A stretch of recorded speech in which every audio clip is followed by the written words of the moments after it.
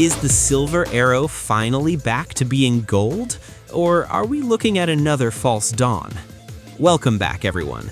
If you've been following the F1 launches, you know the anticipation for the 2026 regulations is massive. But one car has been living in everyone's heads rent-free this week, the Mercedes W17. First off, yes, Microsoft is the new big sponsor, and while the internet is already making jokes about the car getting a blue screen of death mid-race or needing a Windows update during a pit stop, the reality is much more serious. This car isn't just a billboard, it looks aggressive. Some say it looks like a zebra, others say it looks like a vintage Tamiya toy car or Adidas shoe. But underneath that brave new paint job, Mercedes is hiding secrets that have rival teams absolutely furious and technical experts scratching their heads. Today, we are diving deep into the W17. We're going to strip away the technical jargon and find out if Mercedes has finally cooked up a championship contender. Here is the context you need. Mercedes dominated the last engine change in 2014. But they failed miserable during the ground effect era starting in 2022. They cannot afford to miss again. Rumors have been flying all winter. There is talk that Mercedes has found a loophole in the engine rules, specifically regarding compression ratios, that has Ferrari, Audi, and Honda lodging complaints before the season even starts. But it's not just the engine. There is a hole, literally a massive hole in the back of this car that shouldn't be there. Is it genius, or is it a sign that their aerodynamics are broken? Let's get into the essence of the W17. Let's start at the front. The car keeps that classy black, silver, and Tiffany green mix, but look at the nose. Most teams attach the nose tip to the main bottom wing. Mercedes? They've lifted it up to the second element. Why? To clear the way for air to rush underneath the car. They are obsessed with feeding air to the floor. They also have a unique wakeboard system behind the front wheels. Instead of a vertical wall, they are using 3 horizontal slats. Think of these as a shield. Their job is to catch the dirty, turbulent air coming off the spinning tires and throw it upwards, what they call upwash, so it doesn't mess up the clean air going into the side pods. It's a different interpretation than Red Bull, and it shows Mercedes is taking their own path. Now, move to the middle. The air intakes look like an overbite.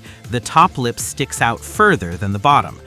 But the real magic is underneath. They have carved out a massive undercut. It's huge.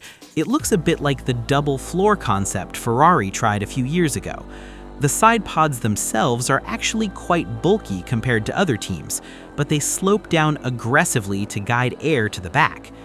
Interestingly, the real car at the track looked different from the digital pictures they released. The real inlets are tighter and the shape is more aggressive. It seems Mercedes was trying to hide their homework until the last possible second. Here is the most controversial part. People were shocked to see a large opening at the back of the floor that seems to go straight through to the diffuser. Usually you want this area sealed tight to create suction. Opening a hole here is risky. It could be a stroke of genius, like the famous Braun GP double diffuser from 2009. Or it could be a band-aid. Some analysts worry this hole is there to fix an airflow problem. Basically, they might be sacrificing suction just to keep the airflow stable.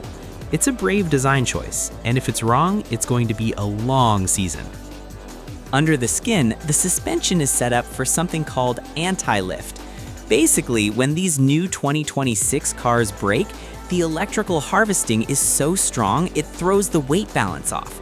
Mercedes has designed the rear suspension to keep the car physically flat on the ground. They tried this last year and failed, but now they seem confident they've made it work. And finally, the engine. The 2026 rules have a strict limit on compression ratio, but rivals believe Mercedes found a way to measure this when the engine is cold versus when it is hot and running, effectively running a higher performance mode than intended. The FIA has already held meetings about this because Ferrari and Audi are worried Mercedes has locked in a massive horsepower advantage before the first race even starts. So what is the verdict? While other teams like Audi barely managed 50 kilometers and ran conservative setups, Mercedes rolled out at Silverstone and immediately hammered out 200 kilometers, the maximum allowed. The car didn't break down, no blue screens. Both George Russell and rookie Kimi Antonelli drove it without issues. This reliability is terrifying for their rivals. It mirrors exactly what they did in 2014. They are hitting the ground running, while others are still figuring out how to start their engines.